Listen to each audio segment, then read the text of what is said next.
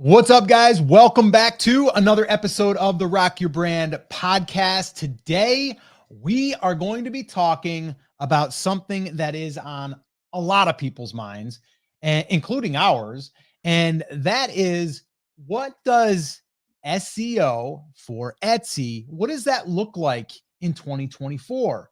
Is it what it used to be? Is there something else that we should be doing? Is Etsy still going to get us some traffic, even if we're not paying for it? Well, those are some things that we're going to be talking about here today. And that's why we titled this Exposing the Etsy Algorithm, because, well, there are some things that have changed. There's some things that I feel haven't changed, but a lot of people haven't adopted. And I think it's time to start adopting this. We're going to also share some numbers with you as far as the way we look at SEO and how it's really affected our numbers in 2023. And we're just going to kind of dig into all of these different areas that I know people have questions with, but also give you our strategy. It's totally up to you if you're going to adopt this strategy, totally your call. But we're going to be giving you the insights that we've been able to uncover, and then also hopefully give you some things that you can implement in your business moving forward in 2024, which is kind of crazy to even say I'm saying 2024. It's insane that we are already there, just about, depending on when you're watching this. So Chris, I know that you're fired up to talk about this because, well, it's pretty important. And I know that there's a lot of, I guess, myths and, well, information that isn't 100% accurate, or at least has changed. So how you doing, man? You fired up for this combo? I am, and you were making fun of my voice, so I'm hoping I don't lose it today, but we'll rock through it regardless. If I just have to give you some hand signs and have you interpret what I'm doing, then we'll figure out how to do that for everybody. But man, everybody talks nonstop, Scott, about SEO and how that is the golden ticket, right? The Willy Wonka one chance to make everything work on Etsy. And we did a similar video back in early 2023 that was about what the algorithm is actually looking for at that point in time, and how, we dove into all of these myths, and we're going to be covering some of those things today. But it seems like, Scott, every time we quash a myth, right? Every time we say, look, here's what people are saying, here's what Etsy is saying, and here's the proof that if you do it the way that Etsy is saying it, that it will actually work out better for you. People go, okay, cool. But what about this though? Right. And so we end up just kind of squashing myth after myth after myth. So what we wanted to do was say, look, here's what's going on in 2024. Here's how you should be looking at SEO moving forward. Don't get distracted by, well, if I squeeze an extra keyword in here, don't get distracted by all the small tweaks. Here's the things that you need to do to meet that Pareto principle threshold, right? The 20% of the work that gets you 80% of the way there. And then the small things that you can do along the way to get you the other 20% of the way there to a truly search engine optimized listing in 2024. And to be honest, Scott, I want to kick this off with a fairly controversial statement and say that in 2024, keywords are not the thing that you should spend the most time on. And I know we'll talk about that here in a minute. I just want to let everybody marinate and get really mad in the comments until we get to that section. Yeah, well, I think there's still a lot of people out there, no fault of anyone, by the way, that that still thinks like, okay, we have to find a product and then we have to basically just SEO it, and you're going to get traffic. And the days of that happening, in my eyes, are far gone. Like, they've been gone. And I want you to think about this for a second. I always use this analogy. So just kind of think through this with me, and it might make sense as we kind of continually go. So I want you to imagine right now that you're using the same tools as everyone else, probably ever be, as we are, big fan. You're using that tool, you're finding popular products, and you're wanting to sell these popular products. And let's say that you found one that not everyone's jumped on yet, and you go ahead and you put it up. And let's say that you're, I don't know, maybe there's 10 listings out there right now. There's not 50, there's not 100, there's only 10, which you're like, yes, I'm going to get there and everyone's going to see mine because no one else is competing for this search term, which, by the way, there's probably not a lot of search terms out there that aren't being utilized, just in different, in different forms and in different types of products. But I want you to imagine now, let's say that you are one of the first 10. Now, we all know the competition's coming, right? Because at the minute other people see it, they're going to be, trying to sell that same product. But what is going to differentiate you alongside everyone else that's basically got the same type of product? Now, I'm not saying it's identical, but it's going after the same keywords, okay? And now you're just competing with everyone else that's following the same SEO advice as everyone else. What is that? Your typical stuff: title, pictures, description, tags, and if you're lucky enough to have some reviews, that would be the fifth. Everything's the same now. Yeah, you can have better pictures. Okay, now you got to become either a better photographer, or you have to find ones that other people aren't using so you stand out and you look different, or you got to take the pictures yourself. Like, you have to find a way to stand out. But still, you're not going to show up for anyone to see that picture if there's 100 different listings going after that same keyword. So how do you rise above everyone else? Does anyone in the comments have any guesses? I would love for you guys to throw your guess in the comments. And what we'll do while we're waiting for some of them to come in, and if you're listening to this on the podcast, just hang tight, because we'll go ahead and we'll kind of give what that is, or what I believe it is, that will separate you amongst everyone else that's competing on the same keyword and the same type of product.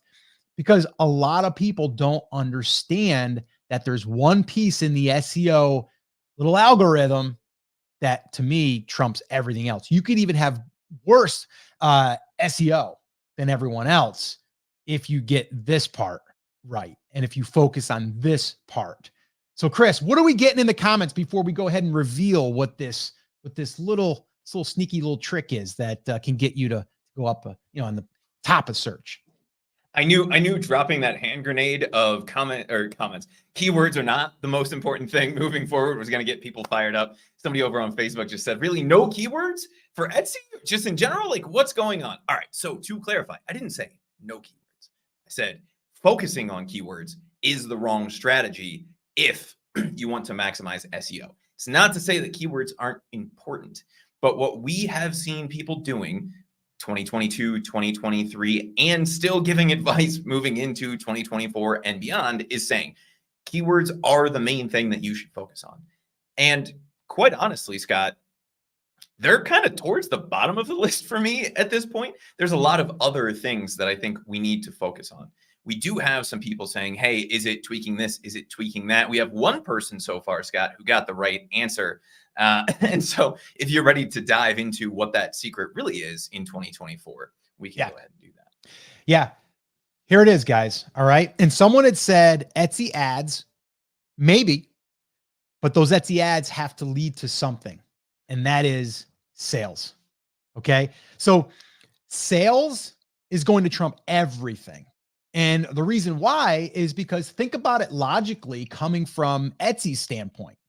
They have, let's say, 10 listings or 100 listings, doesn't matter. And they are targeting the same keyword. Okay. They're the same exact keyword, or ones that are similar, right? They're going after the same keyword, the same type of search. What is Etsy going to look at? Now, I don't think there's someone manually there looking at it and going, let's put them up to the beginning. It's an algorithm, just like it is here on YouTube or Facebook, Google, any of that stuff. It's an algorithm that we don't know 100% on how it all works, what happens when things, using certain keywords and this, that, and the other, right? We don't know, because we have no control over that. And we don't have that type of insight, or else people would be manipulating it. But the one thing that you can do, and that you can probably agree with, is if you have a listing that is getting sales, more sales than everyone else, guess who Etsy is going to put at the top of the search? Yeah, the ones that are getting sales, of course, because they've already seen that there's people searching for this, they're seeing it, and they're buying it. Now, we can get a little deeper and go, okay, let's say that you have 5 people that are showing up for search because they are getting a majority of the sales. What's going to take that one person and bring them above all 5 of those? Well, then it's going to come down to probably conversion rate. Then it's going to come down to, okay, this person had 100 people come to the listing and only one person bought, that's a 1% conversion rate. But we got someone else that had 100 people come to the listing and they converted 5 sales. That's 5%. What one then are they going to bump to the top? So what I want you guys to understand is SEO is more than SEO. It's more than just putting the front end stuff, the title and the images and all of that. That stuff is important. Don't get me wrong. But when we're talking about, and imagine having 100 listings targeting the same keyword, you can use all the tools you want out there. I'm not going to mention them all because there's a bunch of them out there that are SEO type tools. You can do that, and you can find the ones that no one's really going after, and you can maybe get, found there. But is that one really converting to sales? That you don't know. So it's probably going to be the more obvious keywords, the ones that are more competitive. So that's why I'm not a fan of spending like days trying to find these little keywords that no one else is going after. Chances are they're not going after them because they're not that popular. And if someone does go there, you might get 5 visitors in a week because you found that one little keyword.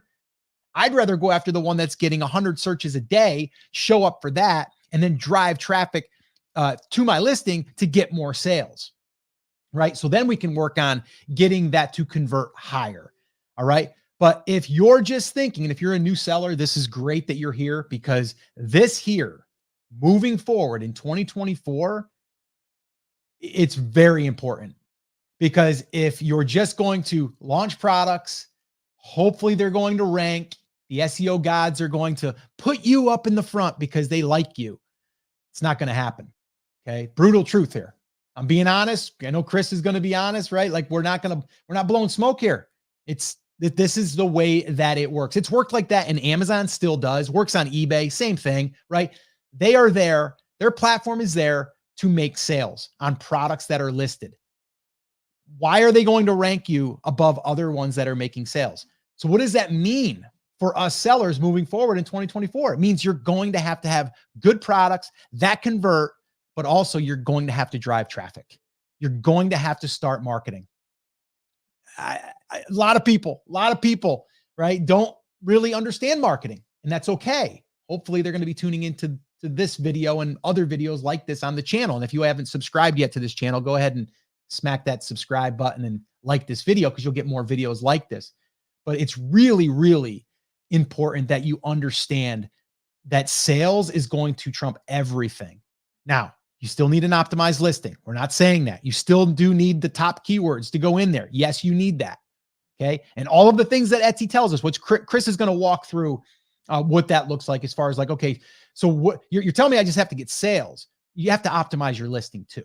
So Chris, why don't you dig into that for me and kind of break that down as far as like, okay, we know that we need an optimized listing. What does Etsy say is an optimized listing? What are some of their suggestions that are right in their documentation? So before we dive into that, Scott, I want to address kind of the elephant in the room. And the concern that I have, and I think the reason most sellers get this wrong, is they hear the phrase SEO and then they see that paired with algorithm, right? And they go, all I have to do is trick the computer. Well, okay. Yes, right? But this isn't 1994. It's not quite that simple, right? And so the better way of thinking about this is, rather than thinking of any algorithm as an evil Terminator robot, right? Arnold Schwarzenegger style, coming back in time to destroy our success on Etsy, the way that we should be thinking about this is that algorithm is trying to figure out what people want. Because the job of Etsy search, like any search algorithm, is to show you what you want. How does somebody define that? Well, it depends on the search engine. Somebody like Google, a win for Google, and something that would indicate that someone wants your content on Google, is that they go to Google, they type in something, they click on the link, they go to your website, and they don't come back to Google for a search related to that, right? If they bounce back right away, Google says, that website didn't fully answer their question, so maybe we drop them down a little bit. Etsy doesn't want people to leave Etsy, right? The win for Etsy is that when somebody searches, they then end up buying that product. And the fewer clicks in between that initial search and the purchase, the better off we are. And Etsy talks about this in their documentation. Scott, they talk about a variety of different things. And there's really two main buckets that the algorithm looks at on Etsy. The first is basically whether or not they should even consider you to be shown. And we referred to this in the past as like that swipe left, swipe right Tinder type test. It's binary. Either you qualify or you don't. And that's where the keyword side of this comes in. And I know I said a couple minutes ago that keywords are not the most important thing. And I know there's a bunch of people saying, Chris, if keywords aren't the most important thing, but it's the first thing that Etsy looks at, well, then why aren't they the most important thing? The reason they're not the most important thing is most Etsy sellers, and Scott, I think you would agree with me on this, don't really understand the difference in long tail, short tail, fat head, right? They don't understand that Etsy, and they say this in their documentation, basically looks at your entire listing, your title, your tags, your descriptions, and they don't look at it as a giant block. They don't look at it as phrases. They look at it as individual words. And so if we have the words bass, fishing, and t-shirt anywhere in those listings, or synonyms, so shirt, bass, trout, right? We could potentially even qualify. Now, trout and bass, not a very close synonym because they're not actually synonyms, right? But fish, fishes, bass, swimmy thing, t-shirt, right? Any of the other ways that we could describe that. Etsy has a really in-depth understanding of how English works. They understand different combinations of words. They understand synonyms. They understand antonyms. They understand misspellings, and they understand variations on the same word. So you could list out a bunch of different shades of blue, and as long as they are a shade of blue that is like a commonly used word, Etsy will associate that with blue, and you therefore pass the first part of that test. As long as you have a word similar to the words that are being used in the search, you start to pass that test. So having every different variation of bass fishing t-shirt, bass fishing t-shirt for this person, bass fishing shirt, fish shirt. We don't have to have all of those different combinations in the listing. And that's why I said a couple minutes ago that keywords are not the thing that are the most important. Now, with that in mind, there are a couple things that we want to pay attention to. One, we should still be doing a little bit of keyword research. We should be looking at competitive listings before we create our listing and see which keywords are driving traffic and sales to them and incorporate those in our listing. But until we start getting that data back from Etsy, be it through their beta analytics search report or through the Etsy ads that tell us which keywords are and aren't leading to sales, there's not much point in really fussing around with all of the different ways that we could squeeze all of these things in. Rather, what we should focus on is the second part of the algorithm, which is, in my opinion, it's got 90 to 95% of this, which is what they refer to as the shop score, or the, what is the other word that they use for it? The Etsy rank, right? And that is made up of a few different parts. The first is going to be our listing quality score, which essentially tells us how likely someone is to purchase that product, right? So they're looking at how many people came to the listing, how often is it sold, what are people's opinions of the products, all of these kinds of things. They also look at a few other things in here like recency. And this is where we get the myth that if we just constantly renew our listing, that will come up to the top. And if you read through Etsy's documentation, they say, actually don't do that because you eat into the shop score. If you don't, and the listing quality score, if you don't have a listing quality score because your listing is brand new with no traffic, that's when they start to look at recency to try to give you a chance. But realistically, the most important thing here is going to be the shopper behavior, meaning their past behavior, which we don't have control over, with the exception, Scott, something you and I talk about all the time, which is focusing on one single niche. So it makes Etsy's job of finding people who might like our stuff even easier, because they say, hey, every time Scott logs on to Etsy, he buys fishing related stuff. Let us show him the shop, not just the listing, but the listing from the shop that has a ton of fishing related stuff. That'll up our chances that Scott buys something when he searches for that fishing t-shirt. And then the big one is what you alluded to and said directly a few minutes ago, Scott, which is sales. If somebody comes to that listing, how likely are they to turn into a sale? So if we focus on doing a little bit of keyword research up front, that gets us past that first test. then our only job to optimize for the SEO algorithm, which is really just trying to find the behavior that they're looking for, right? Trying to find the product that somebody's going to buy. We have to focus on the listing itself. And the way that we do that is by looking at the different sections of the listing and see how that influences the only thing that really matters, which is that conversion rate. Out of 100 people who come to the listing, how many people buy? So rather than sitting around and tweaking all of these little things, all of the different keyword placements, our job, if we want to truly optimize for SEO, should be to look at the things that impact conversion rate the most. Is our title keyword inclusive, but more importantly, human readable? Is our description covering all of the areas that it should be covering? Are we talking about how to care for it? Are we addressing common objections that somebody might have because they can't physically pick up the product, hold it, flip it around? Are we talking about not just the bullet points of what the product is made of or from, but why that matters to the end customer?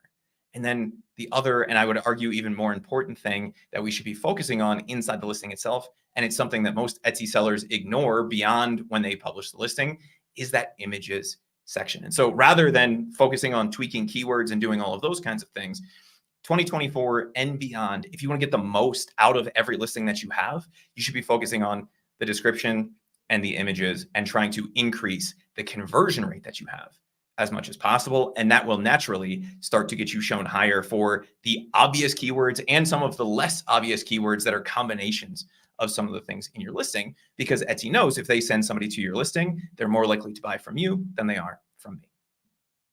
Beautiful. Love that, man. That was like a little masterclass on SEO. So that was really good. Guys, was that helpful what Chris just shared with you? Let us know in the comments. I would love to know. And if you would give this video a little love as well and smash that like button and maybe even subscribe to the channel. We'd love that. I did want to bring something up here, Chris, because I think, well, who was it? It was Camel Prince.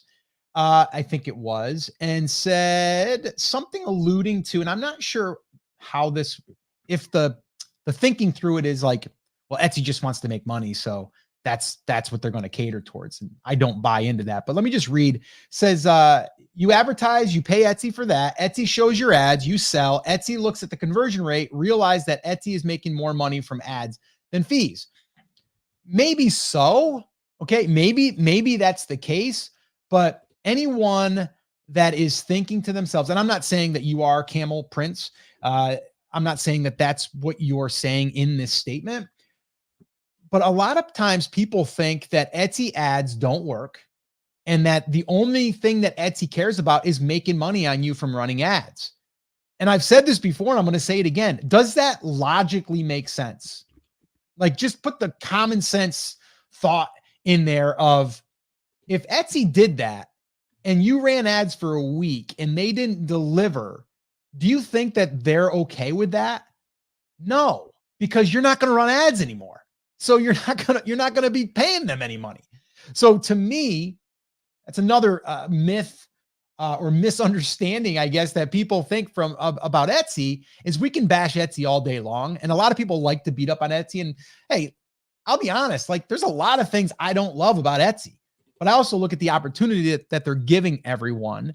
And in this case, the Etsy ads platform that they're giving us, it's pretty awesome, because you can go and get visibility on day one if you want to just put a $2 ad budget in place and immediately skip the line. And then it's going to be up to you to make sure that your listing is converting. So rather than sitting back, doing the SEO, and then sitting and waiting for a month and seeing, or going into an incognito window and going, am I ranking yet? Am I ranking yet? Sales, that's all we care about. Like, yeah, you want to know if you're ranking, but I don't really care. I don't think we've ever really looked and seen where we're ranking for certain keywords. I don't even think I've done that. All I do is I look at, are we converting to sales? How many views are we getting? How many visits are we getting? How many clicks are we getting? That's the most important part. And so I know if we can skip the line, and even though we want to maybe use the SEO, okay, as our organic vehicle, which we are, then I just want to basically get eyeballs as soon as possible so I can get those conversions, so I can get those sales. So that way there, I organically start to rank in the top position. All right. And I'll just give you a rundown here real quick. And I'm going to be doing a full guide on this here upcoming. So again, stay tuned on this channel. But I believe I was looking for the year to date right now, and I believe we spent just over $10,000 on Etsy ads for the entire year. That $10,000 brought in $30,000, which is pretty good. Okay. We definitely made a profit on that. But we also made $70,000 organically. And I would be willing to bet that a good portion of that organic came because we had sales velocity through the ads. Okay. So it's kind of that Etsy flywheel that we talk about a lot, where we're feeding the algorithm with what it wants, but we're also having well-optimized listings. So again, we're not denying that you have to have that. It's just, I have never, ever sat down and spent hours trying to find keywords that I haven't already used. Like I don't go down that road. What I do is I look at like, okay, who's showing up above me or who's getting more sales than me? What keywords are they using that I'm not using? Like that's my tool. That's my tool of choice. Chris, anything you want to say on that part of it as far as like the tools and like how you should go about like finding those golden nuggets? So first thing first, Etsy does not make more ad revenue than marketplace revenue. The revenue they make from ads is, and again, it floats from quarter to quarter, 20 to 30% of all of the revenue that they make, right? That is a nice chunk. And would I say no to an extra 30% on, I think in Q1, it was something like $100 million this year. And I haven't looked at the most recent quarter, but in Q1, the marketplace revenue, which is the fees and the processing fees, right? Transaction fees, currency exchange fees, that was 73% of their revenue, right? So even if the entire rest of that is advertising revenue, it's still only 20 to 30%. And we have to remember that while, yes, running Etsy ads does cost money, Etsy still has the ultimate goal of making a sale. Why? Because they make a heck of a lot more money when somebody buys the thing than they do on the cost per click. Scott, do you happen to know what our average cost per click is? I may be able to pull it up over here on my side. I don't know off the top of my head because it doesn't necessarily give us that. We'd have to compute that, so I don't necessarily have that off the top of my head. Is it fair to say it's higher than 50 cents, lower than 50 cents? I would say it's probably around the 50 cents. I'd say probably even a little bit lower. So if we even start to think about this logically, and guys, I'm not ignoring you if you're watching the video, I'm pulling up an article that we wrote a while back on our cost per click, just to see if I can find that actual number from last year. So it was 35 cents in 2022, Scott, was our average cost per click. So if Etsy's only goal with ads was to make as much money as possible from ads, the most they would ever make from that is 35 cents. Well, if they make a sale, they make that 20-cent listing renewal fee plus 6.5% plus the transaction fees plus everything else, right? They're going to make substantially more if they drive it to a listing, even if we're assuming that their goal is just to take as much money as possible from ads, right? They're going to make a heck of a lot more if they drive that ad to a listing that turns out in a sale. And as we've talked about in the past, Scott, in terms of traffic, Etsy ads are 15 to 20% of what you're going to see in traffic. The rest, your 75 to 80%, is going to come from organic. And their mission with ads is essentially the same thing as it is with organic, with the exception of they're a little bit more open in terms of the keywords that they will show you for, because you're telling them by voting with your dollars that you qualify for that keyword unless you mark it as a negative keyword. And so that is a mistake I see a lot of people making, where they say, okay, either I don't have to pay attention to the same things that I would have to pay attention for on the organic side of things because my plan is to run ads. Or they say, I won't do ads because it's just a waste of time, energy, and effort. And the truth is, when you're optimizing for organic search, that's the same thing that helps you sell more from ads. And if you're not optimized, no amount of ad spend is going to get you the results that you're looking for. So you can light a bunch of money on fire, or you can focus on the conversion rate optimization side of this, which will help you increase your return on investment from ads, drive more qualified traffic from ads, which will start that flywheel. And then as Etsy starts giving you a chance organically, it'll drive that flywheel even harder. And then you have optimized ads traffic and optimized ranking in the organic algorithm, all because you focused on what Etsy really cares about, which is taking the number of people who came to your listing, dividing that by the number of sales, and comparing that to anyone who would qualify either in ads or in organic for that same keyword search by the user. And I know I went off on a tangent there, Scott. I lost the original question. So if you remind me what your original question was, I wanted to get that out of the way first. Yeah, no, you definitely went down a good road there, because I think it was important to kind of really highlight the different costs, and logically and common sense wise, like it doesn't make sense for Etsy to only be saying we're going to make as much money on the ads. It's a supplement to their revenue. Most revenue is going to come from a sale, so they want to have sales as much as possible. So I think that was it. I was talking a little bit about keywords, about the importance of that, or, is there, like, we don't really spend a lot of time on that. Like, the way that we look at and see what are the most popular keywords is the listings that are doing better than ours. We look at theirs and just cross check them to see if we're missing something. Don't know if that's the keyword that's driving extra sales, but it's one that we're missing. So let's go ahead and see if we add that one in there that we didn't think about. And again, these aren't like trademarked ones that you can't use unless they're literally a trademark, which we wouldn't use that. But it's like, if they're like, a lot of people are like, well, I don't want to use the same keyword as them. Why? It's a keyword. A keyword is basically just one word or 3 words or 5 words strung together. That's a long tail, as we would call that. So yeah. So no, I think you answered that, Chris. I did want to mention this though. I know we're going to get questions and people asking if we have any resources for Etsy ads, and we're not promoting like everyone has to go out there and run Etsy ads to the extent that we're running them. But I do think it's going to be a vital part of really the marketing and the traffic for 2024 for new and existing shops. Now, we do have a workshop that we did a little while ago where we break down exactly how we use the Etsy ads and kind of like how we are able to really leverage them in a way that drives sales, but also we build our email list from every single customer that comes through the door. And that leads me to my next thing. And that is, and again, we just put it up on the screen. If you guys are interested in checking that out, you can go to brandcreators.com/ads. And it's one of our paid workshops. If you want to go through that, you're more than welcome to.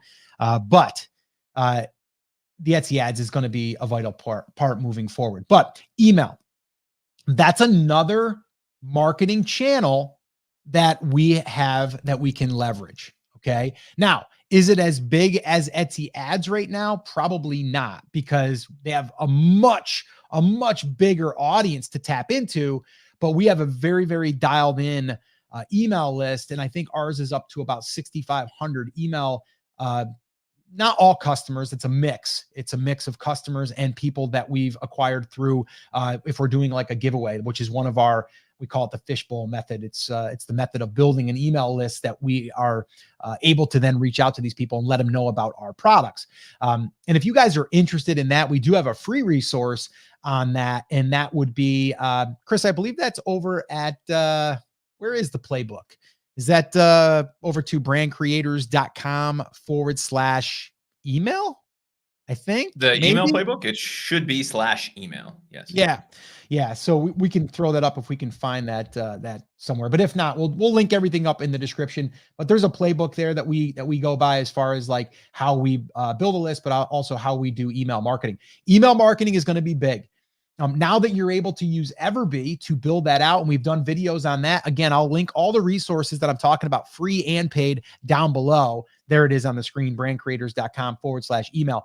But if you actually want to build an email list, so this way here, you can drive your own traffic, because what's that traffic going to do? Hopefully convert to more sales that your competitors don't have access to, because that's your traffic channel that you own and control. And like I said, I did a full workshop on that, a free workshop, where I broke down exactly how we can do that in Everbee now, Everbee email. And if you want to check that out, we'll link that up in the description below. Chris probably should throw up to the resource if we've got a free email list building class. It's a 1-day email list, and you can go to emailforshops.com. I know I'm throwing a bunch of resources at you guys, but there's a lot of things that we've already covered that I want you to have access to. All right. So Etsy ads is a way that you can really get traffic immediately. Email list, it's the next thing, because once we have them on our email list, we just have to write an email and send it. And then we have traffic coming to our Etsy shop and to our listings. So those are two things that we can control. And that's going to be harder for your competition to compete with you with. All right. You have to think about that. What does everyone have access to? SEO. It's free. Everyone has access to Etsy ads. Is everyone going to use them? No. Why? It's not free. Everyone can build an email list. Is everyone going to? No. Why? Two reasons. One, they think it's too complicated. It's too hard, which it's not. And we actually show you exactly how to do it. And number two, it does cost some money to use the tool every single month. And it's like $30 a month, right? But if you're building a list and you're not making $30 a month from that list, we're doing something wrong. All right. So that's what I wanted to cover here. That's the main stuff I wanted to talk about here. Now we've got some other things that we're going to be discussing that's related to what we just talked about that will help you. We also had a couple of questions that we want to really dig into a little bit further so we can clear this up moving into 2024. All right. So Chris, anything I left out there that we wanted to address before we move on to these other topics? I think the biggest thing would be to just give everybody a recap. So Scott, why don't you let us know really quick what SEO used to be, and then we'll just run through the recap of what it is moving forward. Yeah. Okay. So SEO as it was, right, in the past is you would find keywords, okay? You would put them in your title. You would put some images in there in your slots. You would then go ahead and find some more keywords and put them in your description where they made sense. And then you would find more keywords and you would put them in your tags. And then you would just launch it. All right. And the next thing you would do is probably create another product, because you heard that if you just launch a whole bunch of products, Etsy in the very beginning will give you a little bit more reach when you have a new listing. Kind of like, I think they call it the honeymoon phase, right? Where you get a little bit more love. It's like that honeymoon gift that you get, right? You get that, but then it goes away. All right. And I don't know the length of it, but I've heard 2 weeks, a month. So people are like, well, I'll just launch a whole bunch of listings and flood the market with that. That's going to be going away too, because everyone's doing the same thing. And now all of a sudden the algorithm is going to start fine tuning because of that. All right. So that's kind of how it was. Just launch a whole bunch of products, find some keywords that are popular, put them in the title, make sure that they're in there, do all of the other things in your listing, and then just keep launching products. And Etsy ads, a lot of people were just like, I don't want to spend money on the ads. I'm not going to spend money until I make money. That's another big one that I hear. I'm not going to spend money on Etsy ads until I make money. Well, now you're going to be waiting a long time to make money in order to run Etsy ads. You have to think about this like a business. And if you were to start a brick and mortar business, I bet you would have an advertising budget built into your business. Even if you're starting a franchise, you're going to have that upfront cost, but then you're going to have marketing. They're going to tell you need to have $10,000, $20,000 a month in advertising for your budget to get awareness, to bring people in. All right. So that's how it was. Chris, do you want to talk through what it is now and what it looks like, or you want me to keep rolling here? So that was BC, right? BC SEO, before competition. Now we're in a slightly different place. And if we read through all of the Etsy documentation, we basically have to think about this in two phases. One, do we have some relevant keywords? Can Etsy take our listing apart, parse out the title, the description, the tags, and recombine the words or phrases, even if we misspelled them or spelled them differently, even if they're synonyms, that we use in our title, tags, and description, and also our alt text on our images, which is the area everybody always forgets about, including myself when we're talking about these things. But it's an extra 250 characters that we have that we can use to describe what's going on with our product. So do we have some of those relevant keywords?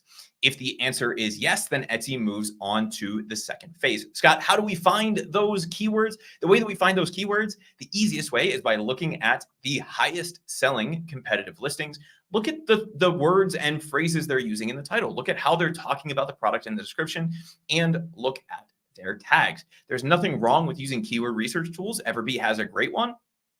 They give us some directionality, right? The volume there isn't necessarily what we want to pay attention to, but what we're looking for is there a higher volume word that is also being used by the highest converting sellers, the sellers who are selling the most? That's kind of our Goldilocks zone for what we're looking for up front. If we can find one that is being used by a bunch of listings that are already selling and appears to have a higher volume relative to the other keywords, then we can move on to phase 2. So we're going to include some relevant keywords in our title, our tags, our description. We don't have to try to figure out the exact perfect combination. Etsy will help us out with that. Moving on from that portion, once we've created the listing, it's all about sales and conversion. And Scott, you alluded to this a few minutes ago. The only thing that really matters up front is traffic. So they're looking at this conversion rate in 2 phases. First is the listing getting traffic? So that honeymoon period that Scott was talking about in the BC version of SEO, that's the reason that exists. They want to know, if they send you traffic, will that turn into a sale? Well, we can help them out with that by using things like Etsy ads. And the beauty of that is we can sculpt those Etsy ads to make sure that the traffic is coming from really relevant keywords that should lead to a sale, which then starts to give Etsy all of that good juju. The other good way to start driving that traffic is with email. If you don't have an email list, you should be looking at building one in 2024 and beyond. And I know we have a bunch of resources. Emailforshops.com is the place to go. If you end up taking Everbee up on their offer there, you get that training for free.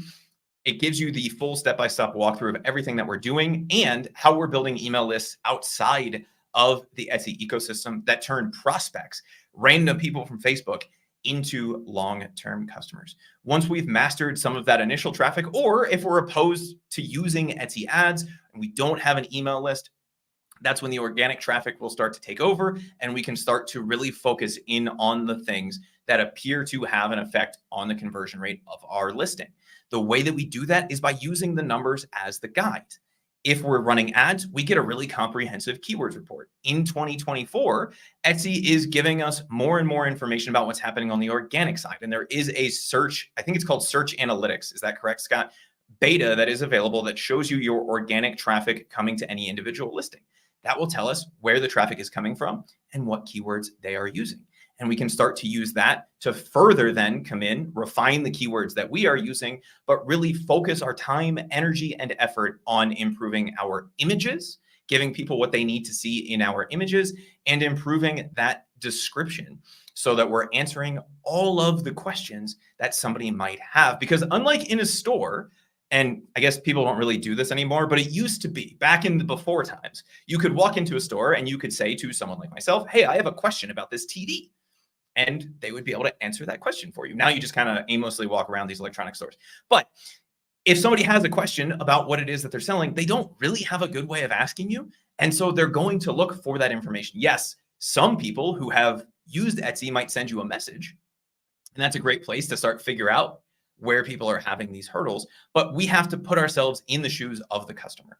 What are the things that they could have some resistance to or questions about? And we need to focus on addressing those in the images and the description of the listing and start focusing our ads and keywords around the keywords that create conversions. And by doing that, we can maximize for the SEO algorithm. It's all about sales moving forward. The more sales we have, the more love Etsy gives us, and the more we can optimize to take over even more search terms inside of Etsy search. Beautiful. Great rundown. Guys, let us know. Was that helpful? Was that useful? Did you take something away there? Let us know in the comments. We would love that. And if you would give us a little bit of love and smash that like button, maybe hit that subscribe button. And this way here, you'll get more videos like this and you'll get access to all of the other videos that we've done in the past. All right. Here's what I want to do, Chris. I've got some questions, but I also have some of these topics that I definitely want to make sure that we cover because we get these a lot. And I am going to kick this one off and I am going to address new Etsy sellers. There are going to be, they're going to be really asking this question. Okay. And I get this a lot. And you might be asking this question. Scott, I'm a new Etsy seller. What is the fastest way to get traffic and to get sales? Well, here is what you will need. First off, and this is something that a lot of people overlook, and that is you need a product that has demand. I hear a lot of people saying, like, I'm going to launch this product, but they haven't done their research. They haven't validated that it's even getting searched for. That's a huge mistake that I see a lot of new Etsy sellers making. And let's be honest, even some of the experienced Etsy sellers, they've been on the platform for a while, but their sales aren't that great. And a lot of times it's making that one simple tweak, because all the other things that we want to do to drive traffic, to market our products, it's going to be hard if you're trying to market to something that no one is searching for. So the first thing that we need to do is we need to look and see, are the products that we are launching, that we are creating, are they actually getting searched for? I want that to really, really sink in for you, because when you're thinking about what products to launch, make sure that you're going after products that have clear demand.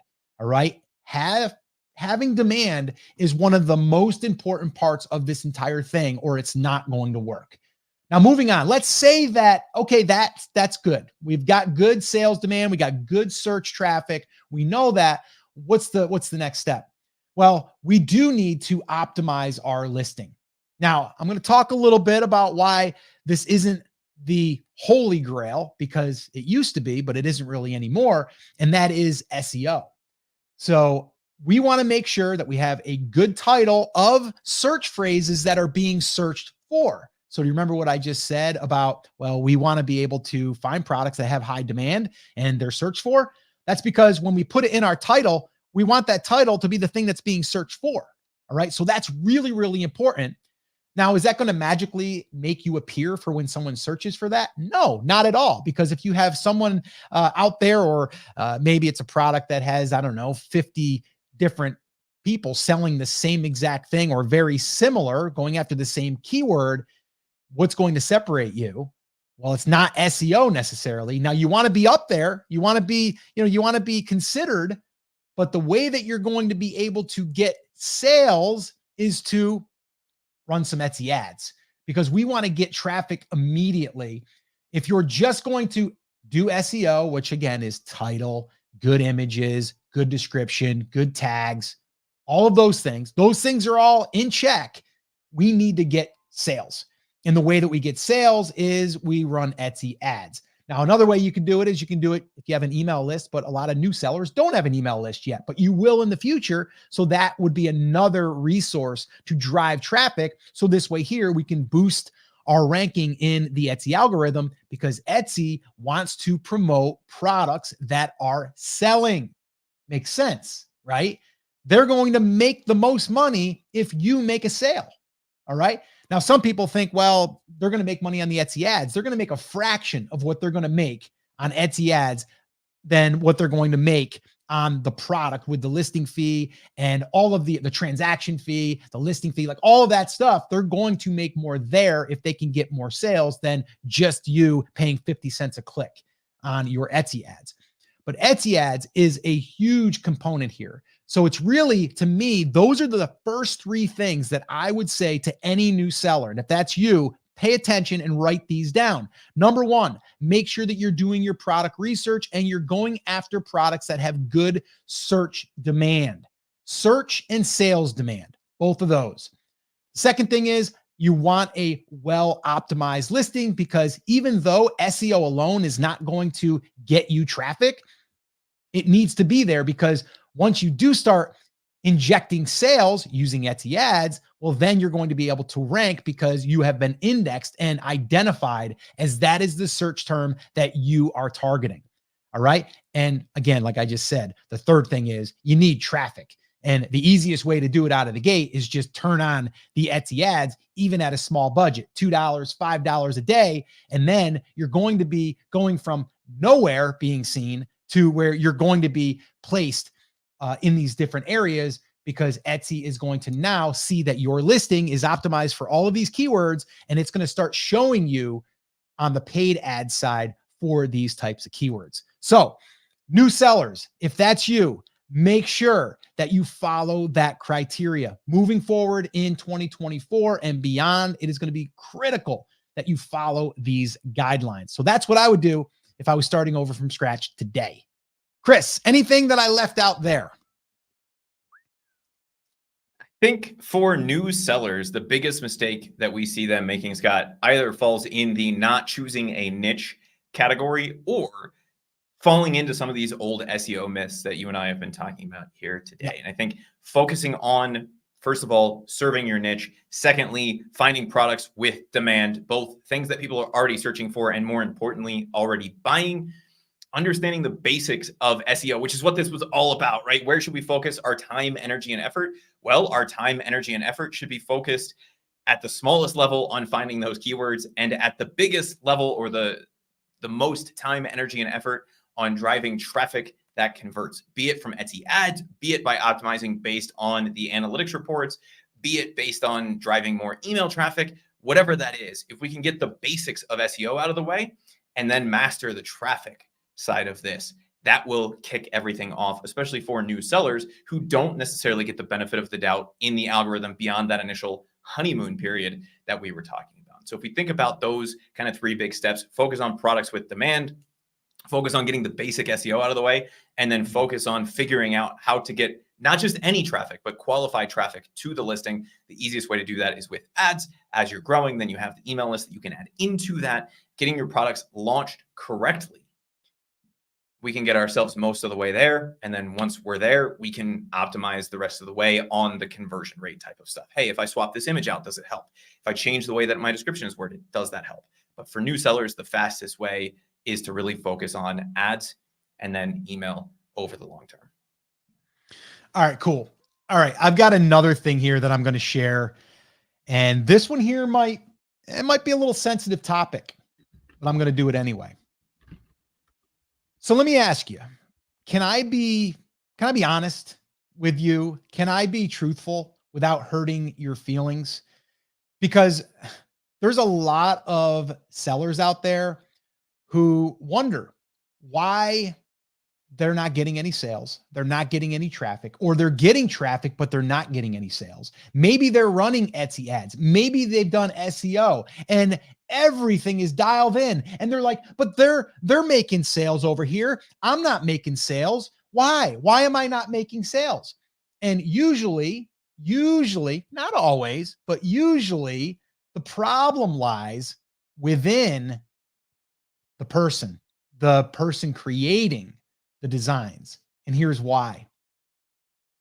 I'm just going to say it. They suck. I'm sorry. I don't want to offend anyone, but sometimes we have to be honest with ourselves.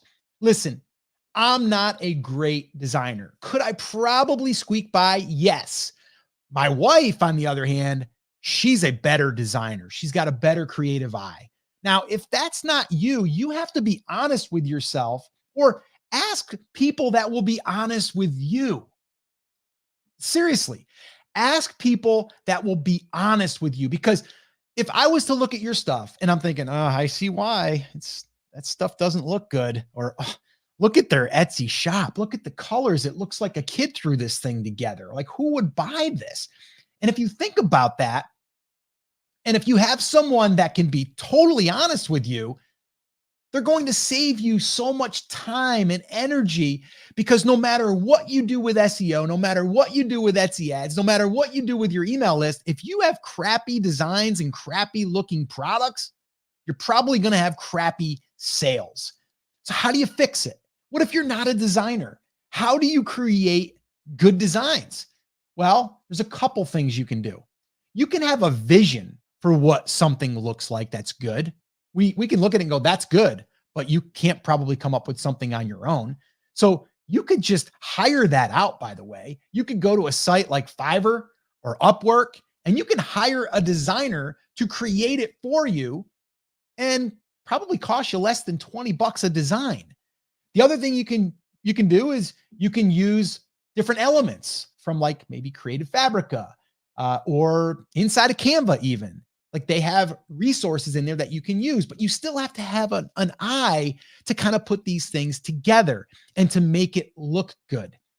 So you can have someone else do it, or you can learn it and you can get better at it. Now, I'm not saying that you can't get to the place of where you're creating good designs and good looking products and a good looking shop. I'm not saying that, but you may need to take a time out, and you may need to go to design school. All right. You may need to go to design school. And I don't mean like go to school, but I mean, you might need to educate yourself and practice and get good at it, or at least good enough so you can compete with the others that are selling in your market and in your niche. But this is really important because I see a lot of people doing this. I mean, I have done Etsy audits for people, and I will come right out with them and say, listen, do you want me to be honest? You're like, I want you to be 100% brutally honest, because you're not doing me any favors if you're not. And I'm like, okay, your banner, not good. It reminds me of, it's just something that you just threw together, and it doesn't look like you have a good eye for design. And they thank me for it because it is the truth. And then if they look at it and they're like, wow, why didn't my family tell me that? Because your family doesn't want to hurt your feelings. I'm here to hopefully be honest with you and really have you be honest with yourself, because at the end of the day, you want to succeed. I want you to succeed.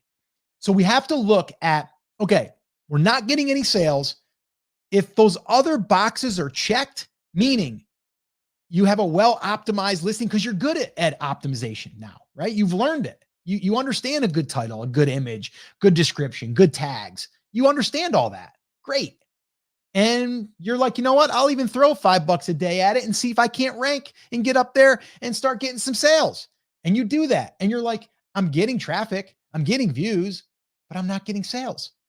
We need to look at the designs. We need to look at the quality of what you're putting out there in the marketplace, right? We need to look at maybe the images that you're using. Maybe that's the thing. Maybe we just need to tweak the images.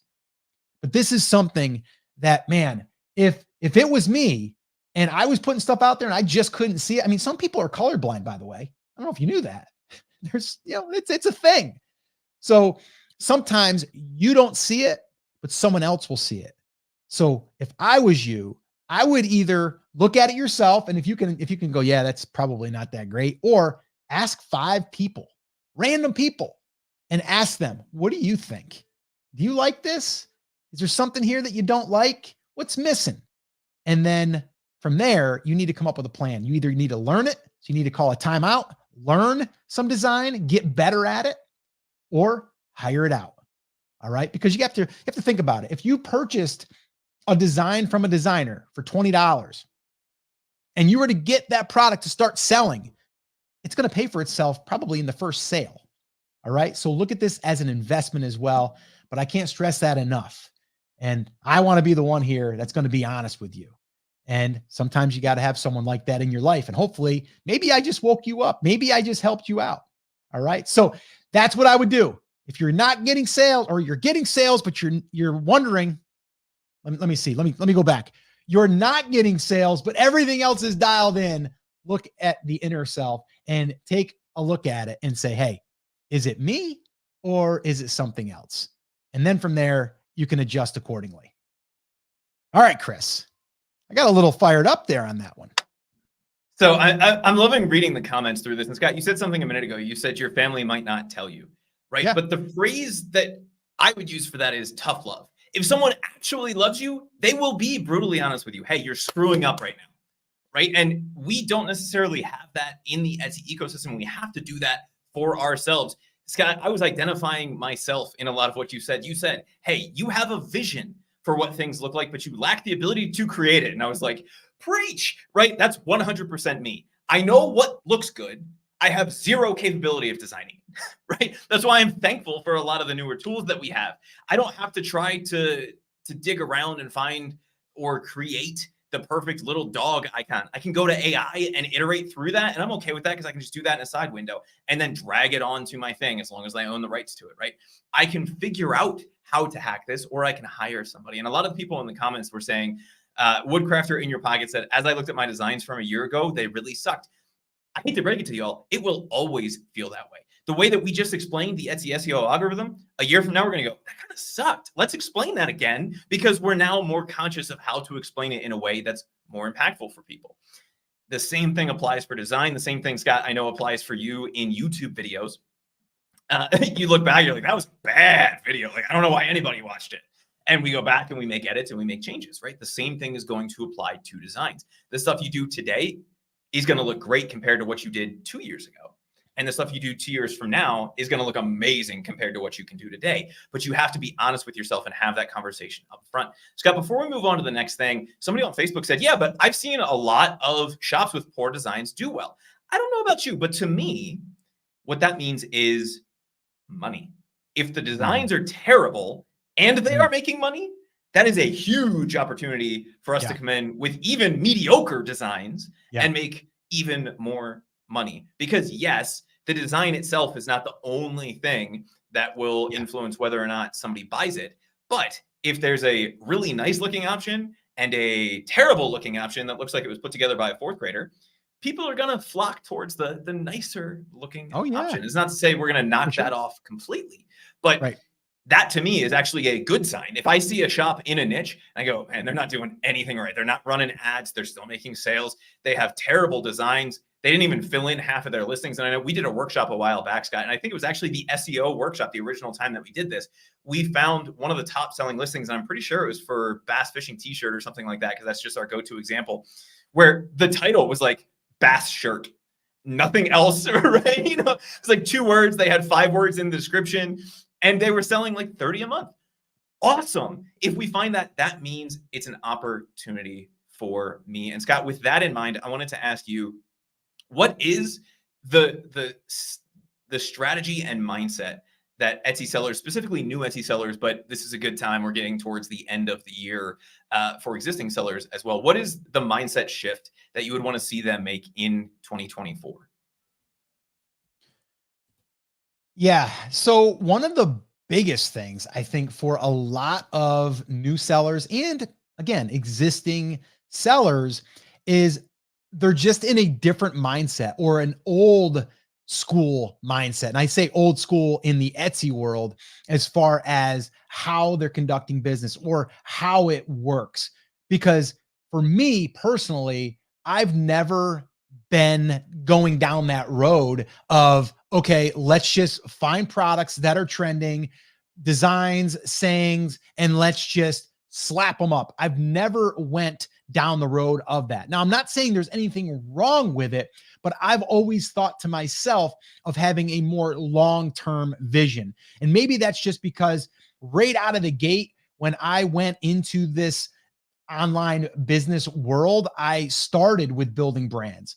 And from there, I saw the power in it. And then that's just all I ever knew. So I never was misdirected to go down that road. I've always wanted to build up some form of audience and have multiple products for them to buy, which leads me to the mindset in 2024 and beyond for an Etsy seller to succeed is really to build a brand. And you might be wondering, what does that mean to build a brand? For me, it's very, very simple. Okay. And this is what e-commerce businesses, the bigger e-commerce businesses have always done. And that is we're focusing on one niche. All right. That's what we're doing. We're focusing on one type of customer. Now, that doesn't mean that we can't add on these sub niches, which we have done, but we're going after this main niche and this one type of customer. Then I'm thinking through what products could I create for that one type of customer that they would buy today. They would throw them all in their cart, or they might grab another one, maybe just one extra and put it in their cart, or they might not put an additional product in their cart, but they might come back 6 months and buy something else. Or when I release a new product, they're going to buy maybe that product because it's related to what they're interested in, because they've already said that. They've already raised their hand by making a purchase. So when you're building a brand, you're looking at those elements. How can I target a niche and focus on one type of customer? How can I create multiple products so they can become a repeat customer and put more in their cart at checkout? All right. And how can I build an email list, an audience in this case, to where I can message these people to let them know that I have new products and then we can do a product release? To me, that's what we're talking about. So we're thinking about it differently than just what's been said out there for, I don't know, probably the past 3 to 5 years now. And that's just the spaghetti approach, right? Just throw a whole bunch of stuff at the wall and see what sticks. That's not what we're doing. The other thing that we're doing is we're thinking about this and we're treating this thing as a business. Because here's the other thing you might have heard, but they've kind of shut down some shops, some big ones. And they're just, you know what?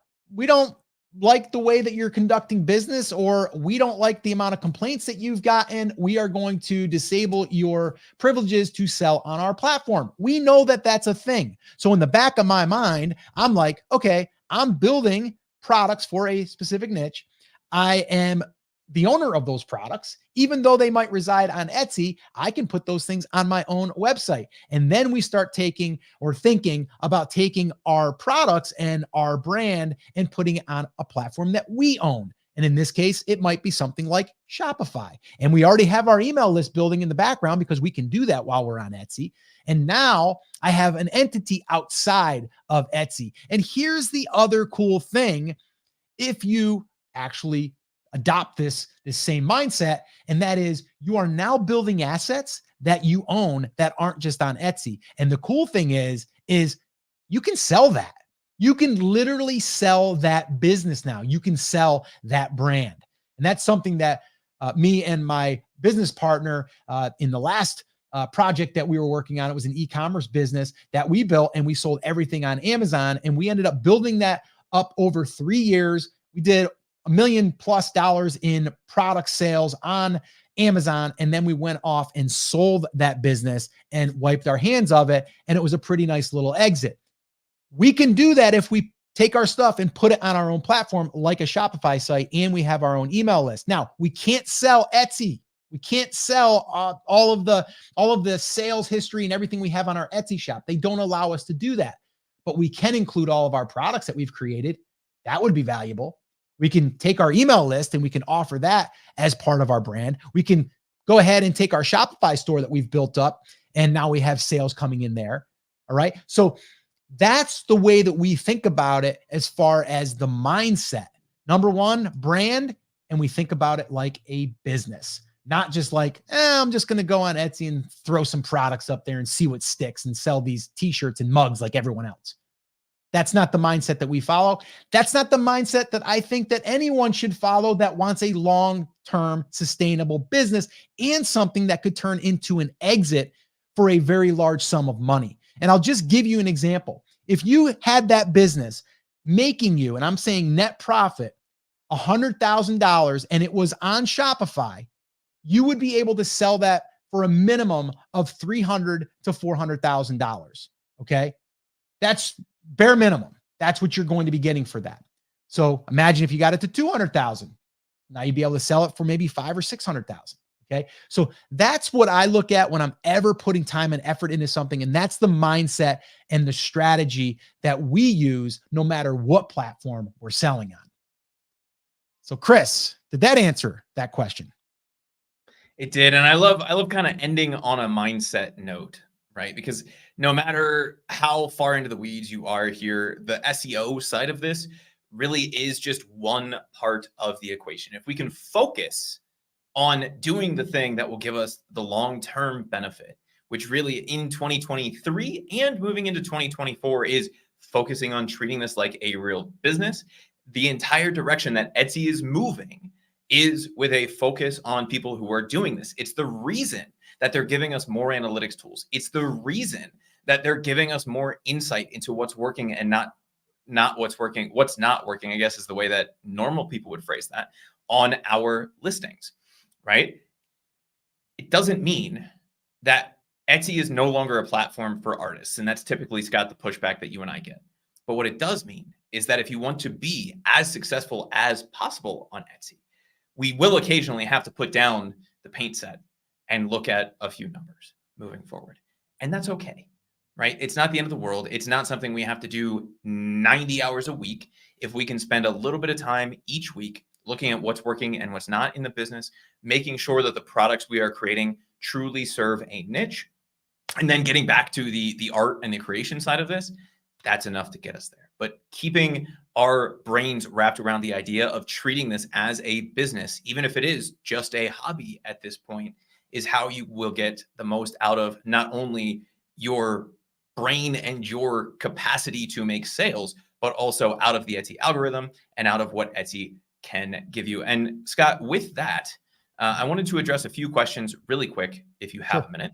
Anush wanted to know, how can we have you take a look at our designs?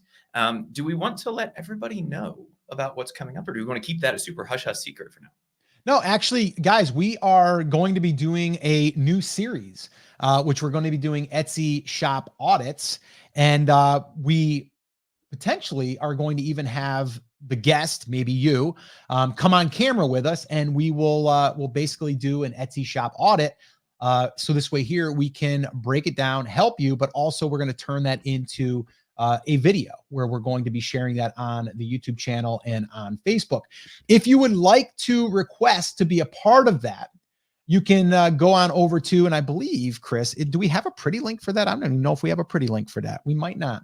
I don't think we do as of yet, but we do have a form that you would have to fill out. So here's what we would have you do. In the comments right here, go ahead and drop in their shop audit. Just put that in there, and then we can reach out to you. The other way you can do it is just email support@brandcreators.com and just put in the title Etsy shop audit, and then we can go ahead and give you the information to fill out. This first season, we're calling it, we're going to do, I would say, between probably like 5 and 7.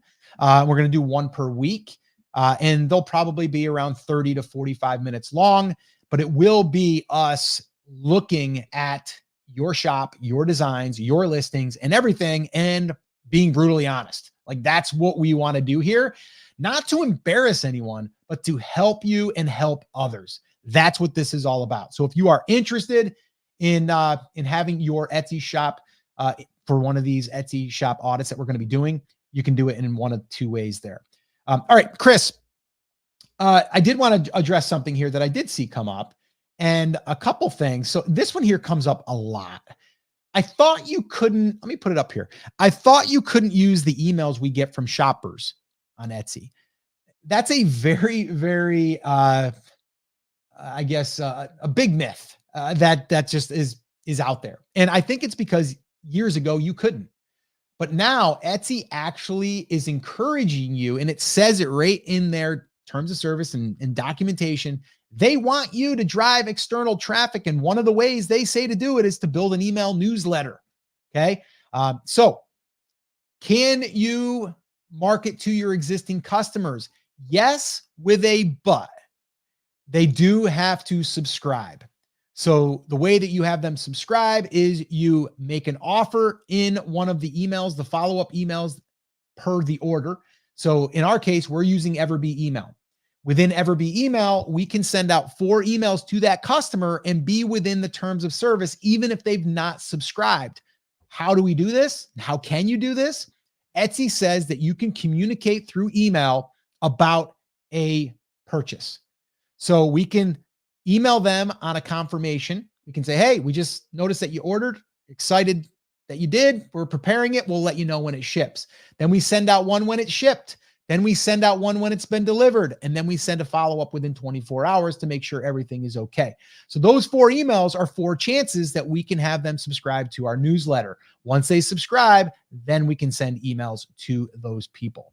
And the way that you do that, we do it through Everbee email. If you guys want to get started with that, just go to emailforshops.com. Again, that's emailforshops.com, and you'll get a month free on the Everbee growth plan as well. So check that out. All right. And then there was another one here, Chris. Let's see here. Okay. This one here. I heard that having duplicate products on Etsy and Shopify, or Etsy and Amazon, is a bad idea. My question would be, why? Why would that be a bad idea? Chris, do you know why that would be a bad idea? I'm the confused face emoji right now. I don't I can't Yeah, think of why? a single reason why that would be the case. Who Other said that? I than mean, don't tell us who said it, but who would say that and why? the only, so again, like all of these things that we hear that are myths typically have a grain of truth, right? And the only thing that I can think of is that they're saying, okay, by launching the same products in multiple places, you're potentially diluting the amount of traffic that's going to be on Etsy that will therefore turn into a sale. Like, I can get there logically, but I disagree with it. Right? And the reason I disagree with it is those people are on Etsy, they're probably going to buy on Etsy. Those people are on your website, they're most likely to buy on your website unless you're missing some of the trust factors. Those people are on Amazon, they're going to buy on Amazon, right? So they're not going to look at all these like cross-platform things. There's not really a way that they would ever know that they are duplicate products. And there's no reason for you to worry about it that I can think of, other than like a weird, super technologically advanced niche where they have a scraper that looks through and go, oh, it's $2 less on Amazon, I'm going to buy it over there. That's like 0.0000001% of cases. So to me, that's just a total myth. Hey, Chris, I gotta say this. I have a hunch I know who said this. I'm not gonna publicly say this, but the same person said that you shouldn't drive traffic from social media. You shouldn't drive traffic from email. And like you said, the reason why you could say, is there a little bit of truth in that, would be, okay, if you have a whole bunch of people go over but no one buys, is that going to hurt your conversion rating? It could in the smallest way, but honestly, if you're targeting the right people to go over and it's that many, I don't think it's going to be like, oh, you had 10 people a day come over and they didn't convert. But the thing is like, if you're driving traffic from social media, you better be targeting properly. Number one. Number two, if you have an email list, they're targeted, at least they should be. I mean, the way that we do it is we just do a giveaway of our products and then we advertise it. And then people that raise their hand because we've targeted people that are in our niche, we know that they're interested in this stuff. It's a good chance that some of them are going to buy, right? So if that was the case, Etsy wouldn't put it in their thing all the time. Hey, you still got time to send people over to your Etsy shop, use social media, right? Like they tell you to do it. Why would they tell you to do it if it actually hurt you? So this person, not going to say who they are, but I know who they are. I don't agree. We could have a huge debate, me and that person, but we're not going to. We're not going to go down that road. But yeah, just be careful to who you listen to. That's all I would say. I'm having flashbacks to when we were having a conversation. I think it was like 6-8 months ago at this point, where we had a long form conversation, Scott, about the don't use social media, don't ever drive any external traffic to Etsy myth. And we pulled up numbers and busted it right there. And it's just like, it's one of those things. Now, somebody did bring up in the comments, they said, hey, Etsy is really cracking down on seeing the same images in multiple places. And so that might be a reason. Maybe. But again, if your listing is set up properly, you don't have that concern, right? If you're listing your product as handmade and not handmade with production assistance and you're selling print on demand, then that's potentially a problem for you. But if your listing is set up correctly and Etsy knows that you're a print on demand provider, it logically follows that your images could potentially appear in other places. And it would behoove them to understand that. So it doesn't actually compute when we think it through logically. Now, if your listings are set up incorrectly, then go fix your listings and then sell on your own website or wherever else. But there's no reason that you should be worried about that as long as you're doing things the correct way. And Suzanne said the Google algorithm is a reason that some say this. And here's the deal.